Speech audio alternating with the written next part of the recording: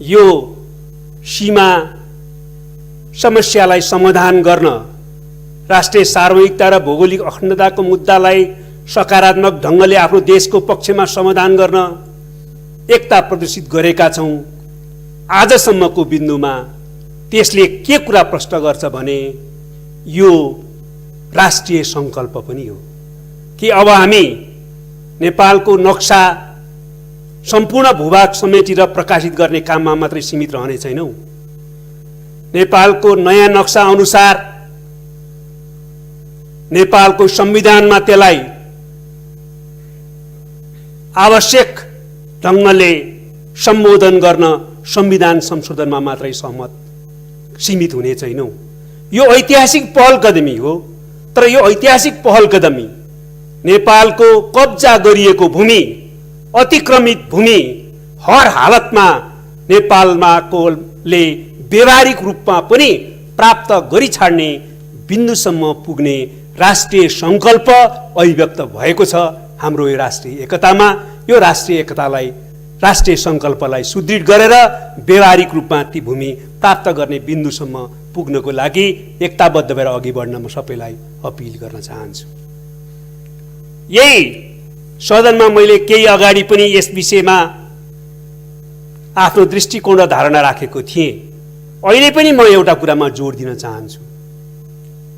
निश्चय पनि जुन बेलामा भारतले, हाम्रै छिमेकी भारतले नेपालको लिम्पियाधुरा, लिपुलेक र कालापानी लगायतका क्षेत्र कब्जा गर्यो अनधिकृत रूपबाट, तत्कालै हामीले प्रतिवाद गर्ने, तत्कालै हामीले त्यो भूमि प्राप्त गर्नलाई आवश्यक कदम चाल्ने काम किन गर्न सकेनौं भने प्रश्न उठ्नु र त्यसले पीडाबोध हुनु स्वाभाविक हो।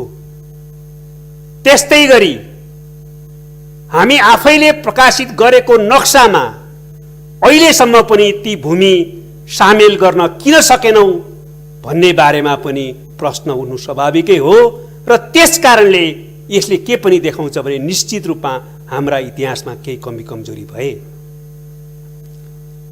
तर म फेरि जोड दिएर भन्न चाहन्छु सबै राजनीतिक पार्टीका मित्रहरूलाई, सबै इतिहासविदहरूलाई, सबै बुद्धिजीवीहरूलाई, सबै मान्य सांसदहरूलाई कि अहिले यतिखेर हामीले हेर्नुपर्ने मुख्य मुद्दा भनेको यो भूमि भारतले कब्जा गरेको हो, यो भूमि नेपालको हो, यो भूमिलाई हामीले प्राप्त गरी छाड्नुपर्छ। त्यस अनुसार अहिले चालेको कदमहरू ठिक छन्, यो कदमलाई अगाडि बढाएर आफ्नो भूमि प्राप्त गर्ने बिन्दुसम्म जानुपर्छ भन्ने कुरा चाहिँ मा हामी एक ढिक्को छौं कि छैनौं, अहिलेको मुख्य कुरा त्यो। त्यसकारण यसमा अहिले हामी एक ढिक्को छौं।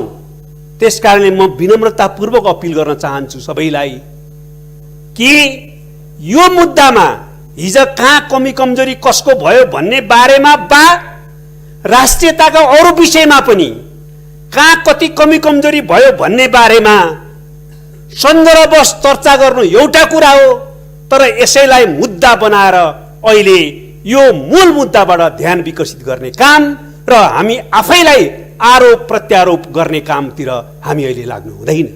अहिले हाम्रो यही राष्ट्रिय एकतालाई कायम गरेर यो मुद्दामा नेपालको आफ्नो जो अभिष्ट छ, आफ्नो अतिक्रमित भूभाग प्राप्त गरी छाड्ने त्यो लक्ष्य पूरा गर्नलाई अभूतपूर्व राष्ट्रिय एकता जो प्रदर्शन भएको छ त्यसलाई अझ सुदृढ गरेर जान जरुरी छ। त्यसको निम्ति म विशेष अनुरोध गर्न चाहन्छु। हो, जसले इतिहासको विभिन्न क्षणहरूमा, कालखण्डहरूमा यो सीमा सम्बन्धी मुद्दा बा अरू त्यसै प्रकारका राष्ट्रियतासँग सम्बन्धित मुद्दाहरूमा कमी कमजोरी गरेको छ, उहाँहरूले नै आत्मालोचना गर्नुभयो भने त्यो स्वागतयोग्य नै हुनेछ। तर यति नै बेला त्यही मुद्दालाई पनि सँगसँगै निर्णयको जस्तो मुद्दा बनाएर आरोप प्रत्यारोप चाहिँ नलागौं, हामी राष्ट्रिय एकतालाई सुदृढ गर्दै अगाडि बढौं, म यसमा अपिल गर्न चाहन्छु। तेस्रो कुरा मैले आज फेरि जोड दिन चाहन्छु कि हामीले हाम्रो अतिक्रमित भूमि फिर्ता गर्नुपर्छ भन्दा हामीले ऐतिहासिक तथ्य र प्रमाणको आधारमा भनेका छौं। म त्यसको बारेमा लामो व्याख्यामा अहिले जान चाहन्न, तर तीनटा मात्रै कुरा काफी छ। एउटा 1816 को सुगौली सन्धिले काली नदीदेखि पश्चिमको भूभाग भारतलाई छोड्ने भनेको छ, अरु होइन। र काली नदी लिम्पियाधुरा बग्ने नदी नै त्यो काली नदी हो, आजको महाकाली नदी हो। त्यसकारणले 1816 को सुगौली सन्धिले महाकाली नदी र त्यस पूर्वका सबै भूभागहरू नेपालको हो भन्ने स्पष्ट गर्दछ। त्यो नै हाम्रो अहिलेको नेपालको भूमि निर्धारित गर्ने सन्धि हो, जसको आधारमा त्यो भूभाग नेपालको भन्ने प्रश्न हुन्छ। दोस्रो कुरा, म धेरै अरु व्याख्या गर्न चाहन्न। अस्ति मात्रै नोभेम्बर 1919 मा भारतले जुन नक्सा प्रकाशित गर्यो, त्यो नक्सामा काली नदी देखाइएको छ। र त्यो काली नदी अहिले उहाँले भन्नुभएको लिपुलेख निरको सानो खोला होइन, त्यो काली नदी लिम्पियाधुराबाट बग्ने नदीलाई काली नदी भनेर देखाइएको छ। र त्यो काली नदी भनेर देखाइसकेपछि उहाँहरूले कब्जा गरेको भूमि त नेपालकै हो भन्ने कुरा पुष्टि हुने उहाँहरू आफैले देखिसकेपछि 7 दिन पछाडि उहाँले नक्सामा काली काट्नुभयो। किन काट्नुभयो? काली त त्यही हो, नदी त त्यही छ, तर नदी देखाएर काली भन्ने नाम भने डिलिट गर्नुभयो। त्यसले के प्रश्न गर्छ भने जतिसुकै यताउता गर्न खोजे पनि सुगौली सन्धिले निर्धारित गरेको काली नदी र त्यसको पूर्वको भाग नेपालको हो। तपाईहरुको 1919 नोभेम्बरको नक्साले पनि त्यही कुरा पुष्टि गर्छ। अर्को कुरा म भन्न चाहन्छु,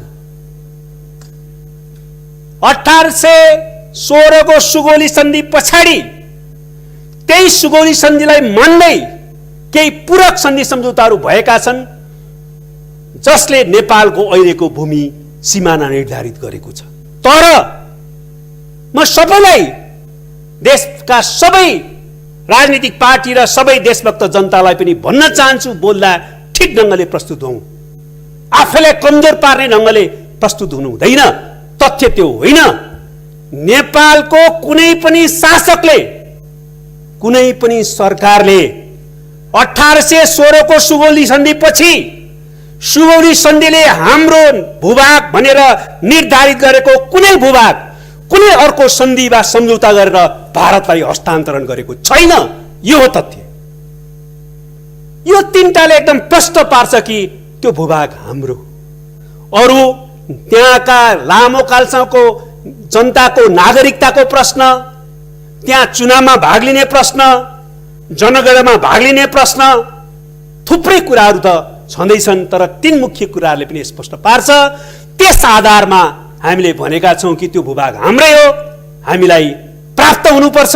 र त्यो भूभागमा बरेको भारतको सैनिक, प्रहरी, सुरक्षाकर्मीहरू सबै फिर्ता जानुपर्छ र त्यस प्रकारको क्याम्पहरू त्यहाँबाट बन्द गरिनुपर्छ भन्ने हाम्रो दृढ अडान हो। तर हामी भनिराखेका छौं, त्यति हुँदाहुँदै पनि तपाईहरुले वार्तामा बसेर त्यो कुरा समाधान गर्न तयार पार्नुपर्छ। हामीले बारम्बार भनिराखेका छौं, वार्तामा बसौं। कूटनीतिक संवाद नै यो समस्याको पनि समाधानको एकमात्र बाटो हो भनेर हामीले भनेकै छौं। हामी त्यसमा आतुर छौं र लगातार प्रयत्न गरिराखेका छौं।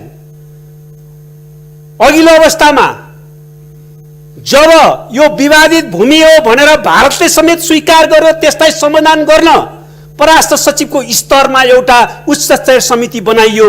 त्यो समितिको बैठक गर्न हामीले लगातार भन्यौं, माग गर्यौं, भएन।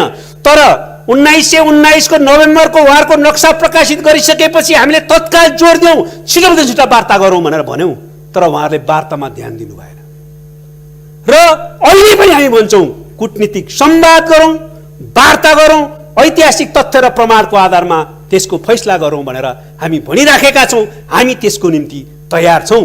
अहिले भारतका थुप्रै पूर्व राजदूतहरू जो नेपालकैमा राजदूत भइसकेकाहरू विभिन्न कूटनीतिक व्यक्तित्वहरूले पनि राजनीतिक पार्टीका नेताहरूले पनि भनिराख्नु भएको छ भारतले नेपालले वार्ता गरौँ भन्दा नटेर्नु ठुलो गल्ती हो भनेर भन्नुभएको छ।